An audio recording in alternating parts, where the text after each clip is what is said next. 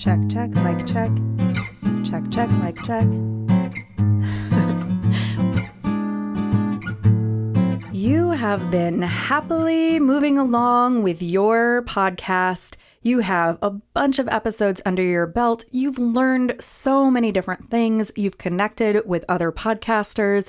You've expanded your circle. You've even gotten some listeners to your show. Congratulations, mid-career podcaster. Woo, you have made it past 8 episodes. You have made it perhaps past 20 episodes, past 100 episodes, and you're starting to feel a little like, okay. And what's next? I'm Andrea Klender, your podcast boss. This is Podcast Envy, and this episode is for you, mid-career podcaster. We've all been there. That slump, that moment where we feel like we've done this thing, it's going pretty well, and we're just not in love with it anymore. Or we're feeling frustrated because the numbers aren't what we were expecting by this point.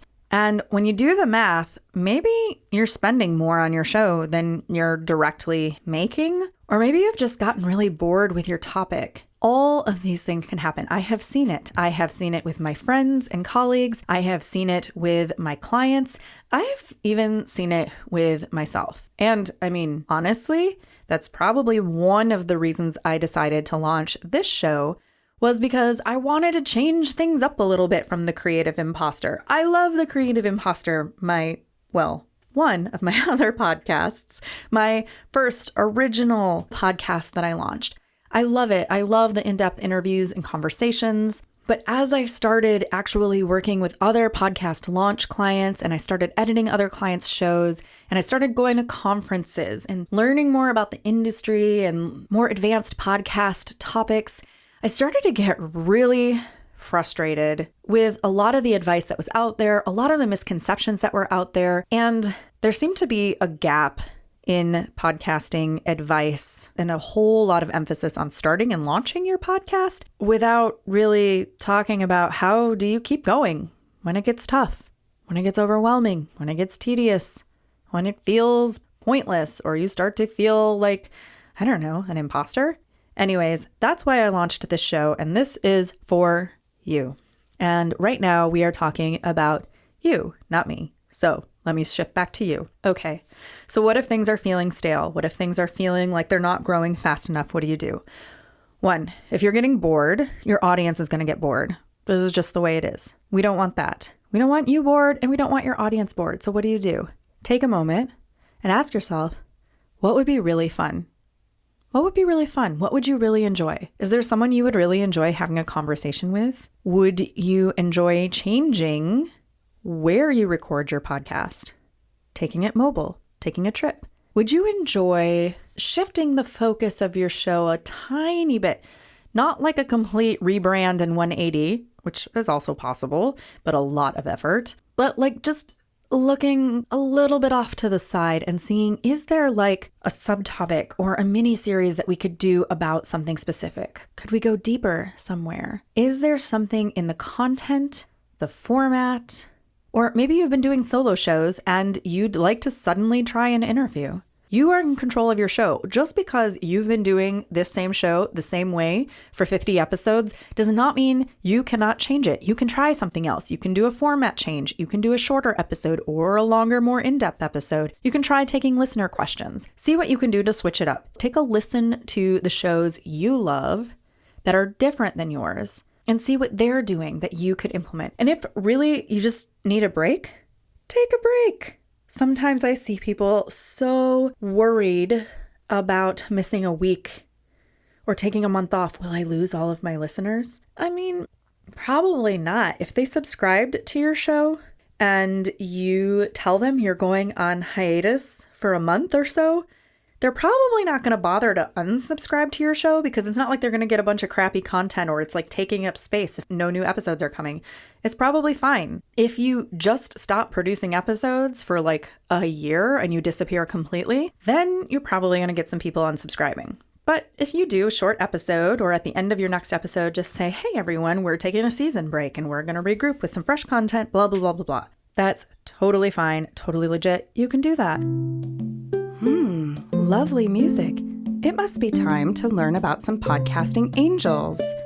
Today, I am sending gratitude to the podcasting angels over at Ecamm for their sort of, at this point that I'm recording this, new-ish program called Ecamm Live that is specifically for connecting Skype to Facebook Live so that you can have more than just you on Facebook Live. And they don't even need to be on Facebook.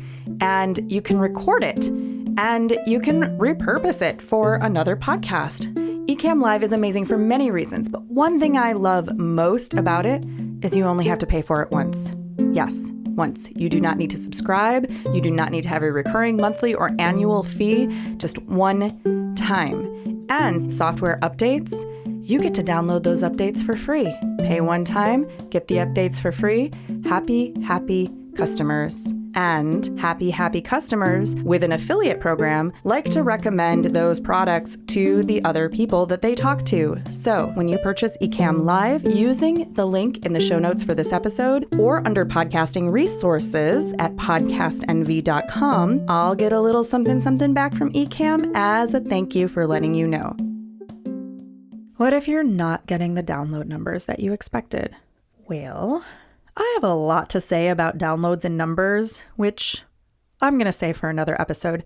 However, there are two ways that you can approach this. One, put less emphasis on downloads and numbers. Check in to see what your real goal is with the podcast. If your real goal is connection and impact, is there a different way to measure that with your audience than download numbers, which, believe me, do not tell the whole story? Could you reach out to known listeners and see what experiences they're having with the podcast? Do you have a Facebook group for your listeners? Could you make one and try to direct people in there and see what kinds of conversations you can drum up on social media? Believe me, Facebook groups are not for everyone, and they can take a lot of time to get going, and patience and effort and constant vigilant attention. But they do work really well for a lot of people. I'm pretty happy with how my Facebook group, the Creative Impostor, is going. And I know some colleagues who have even better Facebook groups than mine, like way better Facebook groups with higher engagement. Can you try a listener survey? Or if your goal is to get more engagement for your products or services and you're not getting that engagement, what else can you do to expand your numbers? What can you do to grow them? What types of podcast marketing have you not been doing, or opportunities have you been overlooking? Can you be a guest on other people's shows? Can you do more speaking events in person? I've gotten a lot of new listeners by speaking at in-person events, even if I'm not getting paid for them, or being invited to other people's Facebook groups to do Facebook Live webinars, or going on other people's podcasts. How can you grow and expand your audience rather than waiting for the mysterious algorithms at Apple or Google Play or Spotify or Stitcher or wherever to send you listeners? And of course, there is always the totally legit decision to end your show. It feels sad. It really feels sad to say that, but it might be time to end your show. And maybe I'll do a whole other episode about how to know when it's time to end your show. I've never ended a show before at this point in time, so I'm not totally sure about that. I don't want to say anything about it until I've spoken to a few people who have gracefully and intentionally and mindfully done that. My only recommendation at this point is if you come to the conclusion that it is time to conclude your show, do a farewell episode. Even if you only have like 50 people listening to your show, think about those 50 people in a room and tell them, don't just ghost them. Don't ghost your listeners. They've been listening to you. They care about you. They love your show. Don't ghost your listeners. Just do a nice little farewell episode. Thank them for listening. Tell them what you're up to next, how they can stay connected with you, and give that opportunity. All right, mid-career podcaster, how are you feeling now? Do you have some new ideas? I don't want you to pod fade. I want you to keep going. I want you to get over this hump And maybe you're not even experiencing a dip. Maybe it's not a like, I'm feeling burned out on my podcast. Maybe you're just like, things are going really well. What else can I do? What is next? How else can I push the medium or push the envelope? And there are a ton of different ways you can do that as well, that we will explore on upcoming episodes of Podcast Envy. You can get notes for this episode and more at podcastenvy.com. You can also drop your email there in my lovely little opt-in and get a little something podcast related from me to you. Podcast Envy is produced by your podcast boss, Andrea Klunder. That's me. The Podcast Envy theme music is by Valentin Sosnitsky, courtesy of the Free Sound Project at freesound.org, and our podcast Angel music is by Benjamin Mastropolito, also on freesound.org as Lemon Cream. All music is licensed under the Creative Commons. Our episodes are mixed by Edwin Ruiz, and hey, if you want your show to sound as good as ours, hire us. Put the magic audio mojo of the Creative Impostor Studios to work for you. Thanks so much for listening, and here's to making your podcast the envy of everyone else.